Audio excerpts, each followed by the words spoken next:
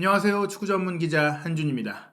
2022-2023 시즌 프리미어리그 출범 30주년을 맞아 그 어느 때보다 흥미진진한 순위 경쟁이 펼쳐지고 있는데요. 카타르 월드컵 이후 이례적이었던 겨울 휴식기를 마치고 재개된 현재 대반전과 혼전이 벌어지고 있습니다. 리버풀이 무려 85년 만에 브렌트포드에 패배하면서 브렌트포드의 돌풍이 지속되고 있고 챔피언스리그 진출권, 유로파리그 진출권 순위 경쟁이 더욱더 치열해지고 있는데요. 리버풀의 추격을 받고 있던 최근 부진한 토트넘은 이 결과를 통해서 반전의 기회를 잡게 됐습니다. 이번 주중 경기에서 승리한다면 다시금 4위 도전 및 5위권 사수의 유리한 고지를 자력으로 차지할 수 있는데요. 크리스탈 팰리스는 대대로 손흥민 선수가 강했던 팀입니다. 팰리스 킬러라는 별명도 갖고 있었던 손흥민 선수의 활약이 기대되는 가운데 주중에 열릴 프리미어리그 최신 상황, 리버풀의 경기 결과와 토트넘의 경기 프리뷰까지 소개해드리겠습니다. 2022-2023 시즌 프리미어리그 19라운드 일정입니다. 가장 먼저 리버풀이 경기를 했어요. 한국 시간으로 오늘입니다. 1월 3일 화요일 새벽에 브렌트포드와 원정 경기 치렀는데요. 브렌트포드가 무려 3대1의 완승을 거뒀습니다. 프리미어리그 공식 홈페이지는 브렌트포드가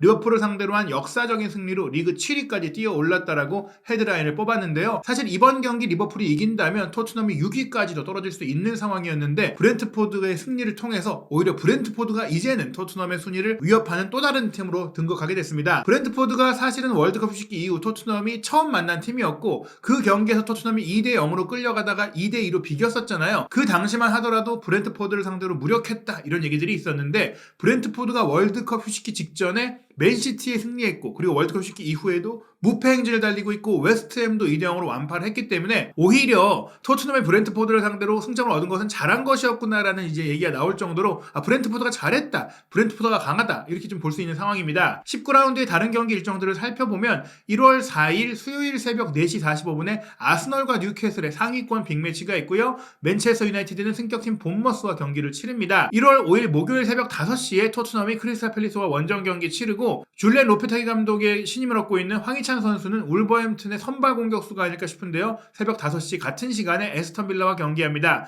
그리고 19라운드 일정의 마지막에 빅매치가 있죠. 1월 6일 금요일 새벽 5시 첼시 대 맨시티의 경기가 있는데 지금 첼시가 워낙 부진하고 이기지 못하는 상황들이 이어지다 보니까 이번 맨시티와의 경기가 절체절명의 승부가 될 것 같습니다. 주중에 아주 흥미로운 경기들이 많은데요. 먼저 브렌트포드와 리버풀의 경기 간략하게 살펴보면 브렌트포드의 3대1 승리, 점유율을 보자면 리버풀이 무려 73%로 압도했어요. 사실 그랬던 이유는 브렌트포드가 전반전에만 2대0으로 앞서갔기 때문에 리버풀이 대대적인 총공사를 펼치면서 반격을 했기 때문입니다. 하지만 원하는 만큼 골을 넣지 못했죠. 경기 세부 기록을 살펴보면 기대 득점 값에서 브렌트포드가 1.77골로 사실은 2골 정도를 넣을 수 있는 경기였는데 선제골을 상대 자책골로 얻어내는 행운이 따르기도 했어요. 리버풀은 2골 정도 기대 득점 2골이었으니까 좀 만들 수 있는 경기를 했지만 결정력이 좀 따르지 않으면서 빅찬스가 3개 있었는데 2개를 놓치면서 한 골밖에 넣지 못했습니다. 패스 정확성에 있어서 리버풀이 83%가 될 정도로 안정적인 빌드업을 펼쳤지만 브렌트포드는 거의 공을 소유하지 못한 가운데 패스 성공률이 50%에 불과했지만 효율적이고 신속한 역습 축구를 통해서 리버풀의 뒷공간을 무너뜨리는 축구를 했다고 볼 수 있겠는데요. 득점 장면 살펴보면 말씀드린 대로 전반 19분 브렌트포드의 선제골은 리버풀 수비수 코나테의 자책골이었어요. 지난 2022 카타르 월드컵에서 굉장히 좋은 플레이를 펼치면서 다시금 본인의 능력을 입증했지만 은베모가 올린 날카로운 이제 코너킥을 막으려다가 건드린 것이 오히려 이제 골대 안으로 빨려 들어가는 자신의 골대 안으로 들어가는 자책골이 되는 불운이 따랐죠. 이 골 이후 브렌트포드가 경기 흐름을 주도할 수밖에 없었어요. 기본적으로 브렌트포드가 역습하는 팀인데 이렇게 골을 넣고 나면 더욱더 내려서서 잠글 수 있고 리버풀은 전방을 압박을 하면서 뒷공간을 많이 남겨두는 팀인데 끌려가는 상황이 되니까 더더욱 이런 약점이 더 많이 드러날 수밖에 없겠죠. 전반 42분에도 브렌트포드가 역습 상황에서 시원한 빠른 타이밍에 옌센의 크로스 패스를 공격으로 이제 침투했던 위사 선수가 헤더로 연결하면서 2대0을 만들었거든요. 리버풀은 후반전 시작 5분 만에 알렉산더 아놀드의 시즌 첫 어시스트 날카로운 왼발 크로스 패스를 배후에서 침투했던 알렉스 옥슬레이드 챔벌레인이 헤더 슈팅으로 연결하면서 한 골을 따라 붙었거든요. 리버풀이 또 토트넘이 그랬던 것처럼 브렌트포드의 뒷심을 좀 무너뜨리지 않겠느냐 이런 느낌이 있었는데 총공사를 펼치다가 역습당해서 무너졌습니다. 후반 39분에 리버풀의 공격 전개 과정을 강한 압박으로 차단한 브렌트포드는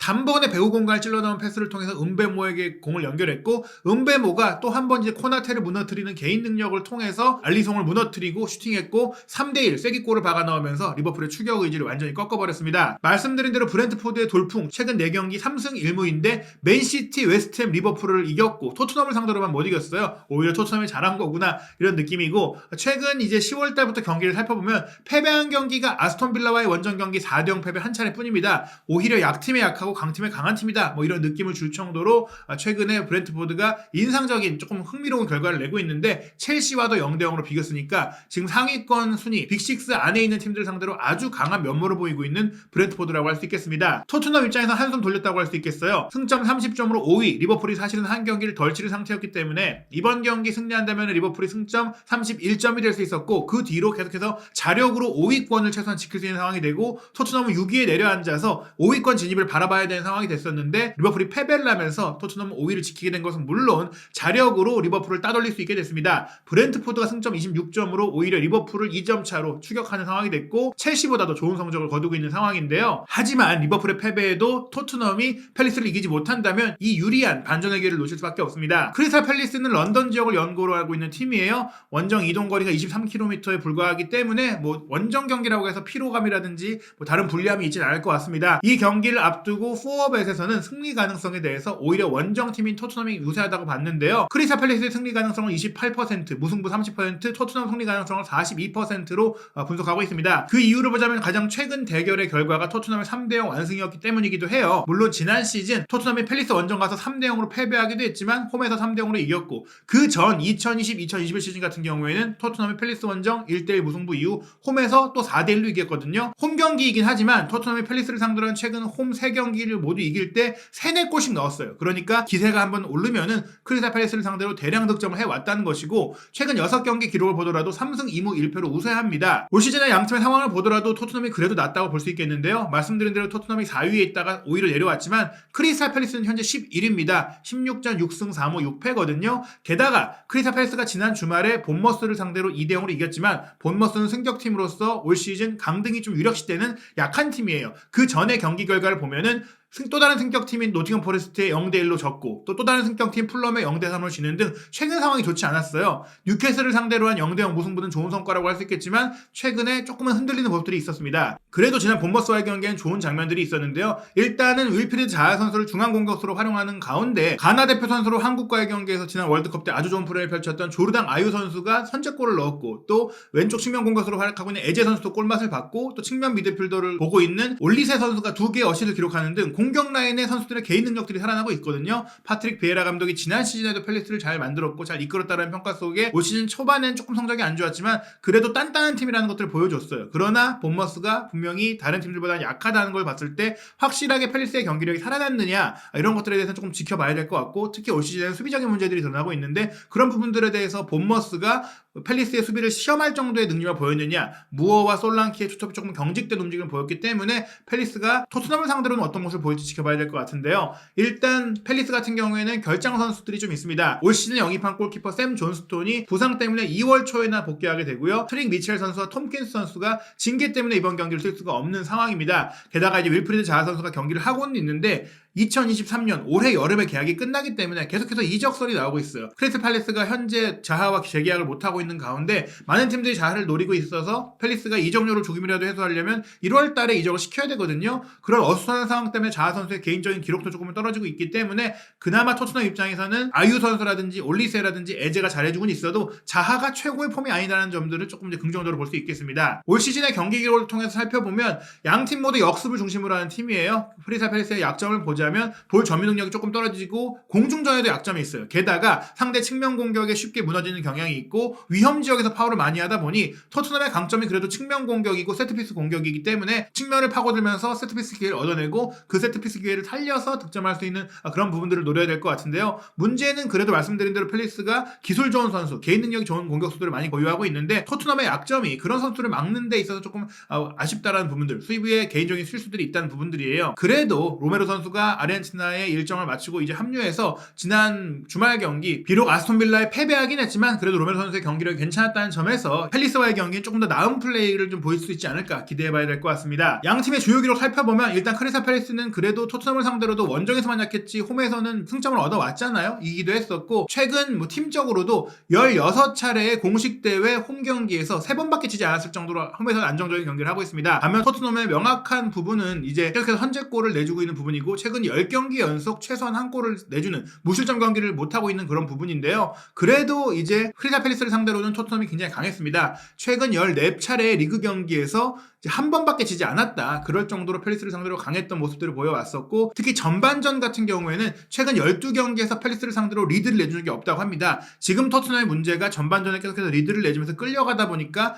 역습 능력을 극대화하지 못하고 있는 부분인데 팰리스를 상대로는 그랬던 일이 없기 때문에 이번 경기는 토트넘이 안정적으로 운영할 수 있다라는 기대감이 나오고 있는데요. 또 하나가 바로 손흥민 선수의 기록이에요. 손흥민 선수가 역대 크리스탈 팰리스와 13번 경기에서 10승 2무 1패의 좋은 전적을 기록하고 있는데 프리미어리그 경기로만 따지자면 12전 10승 2무로 한 번도 진 적이 없습니다. 즉 토트넘은 손흥민 선수가 출전한 경기에서 팰리스전 불패의 신화를 갖고 있다는 것이고요. 또 이 12경기에서 손흥민 선수가 6득점 2도움으로 무려 8개의 공격 포인트를 올렸습니다. 굉장히 팰리스의 강한 선수가 손흥민 선수고요. 게다가 손흥민 선수가 2015년에 프리미어리그에 처음 진출했고 토트넘에 입단했을 때 데뷔골을 크리스탈 팰리스를 상대로 기록을 했었고요. 또 2017-18 시즌에도 득점을 했었지만 2018-19 시즌 같은 경우에는 토트넘 호스퍼 스타디움 개장 첫 프리미어리그 홈 경기에서 득점을 하기도 했었죠. 그리고 2019-2020 시즌 같은 경우에는 4대0으로 크게 이길 때 멀티골을 기록했었고 지난 2020-2021 시즌에는 두 경기 모두 어시스트를 기록했고 또 가장 최근 대결이라고 할 수 있는 지난 시즌 후반기 홈 경기에서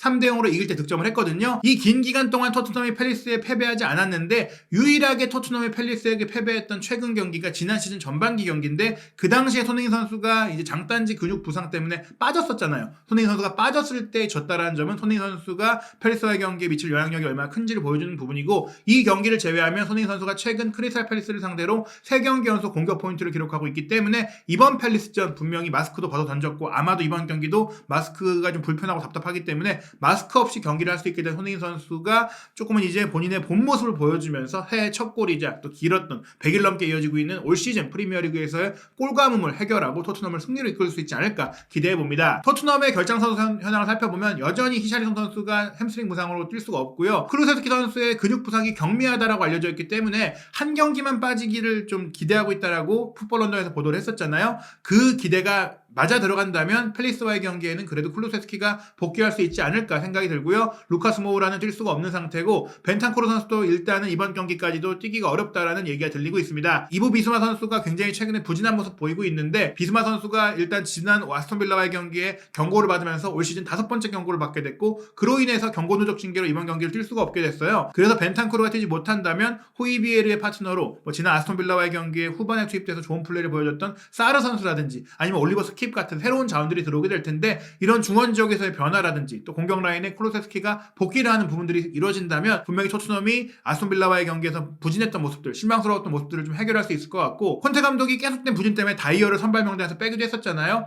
페리시치와 손케디오가 안 맞는 부분들을 아마 좀 알지 않을까 생각이 듭니다. 물론 측면 공격, 측면 개인 공격 능력과 크로스 능력에 있어서는 페리시치가 좋긴 한데 그래도 페리시치 선수 대신 세터뉴 선수가 지난 경기 또 교체로 들어와서 날카로운 모습, 몸 상태가 좋아진 모습들을 보이기도 했기 때문에 세승용 선수가 좀 출전하지 않을까라고 생각도 들고요. 주중 주말 경기, 주말에 FA컵 경기도 있기 때문에 토트넘이 이번 경기에는 뭔가 선발 명단과 전술 전략에 있어서 변화를 주지 않을까. 그 변화가 손흥민 선수를 살리는 그런 변화가 될 수 있기를 좀 기대해 봅니다. 앞서 말씀드렸듯이 많은 스포츠 베팅 업체는 분석을 통해서 토트넘이 유리하다고 보고 있거든요. 평균 배당률을 보더라도 크리스탈 팰리스의 승리가 3.28배, 무승부 3.42배, 토트넘 승리 2.24배로 토트넘이 이번 경기 지지 않을 것이다. 토트넘이 아스톤빌라에게도 패배했는데 연패를 당하지는 않을 것이다 라고 전망을 하고 있습니다. 과연 이 전망대로 토트넘이 팰리스 원정에서 이전에 그랬듯이 강한 모습으로 승리하고 승점을 얻을 수 있을지 한준TV에서 팰리스와의 경기 최신 정보와 경기 후 분석과 현지 반응, 현지 방송 분석 모두 확인하시기 바랍니다.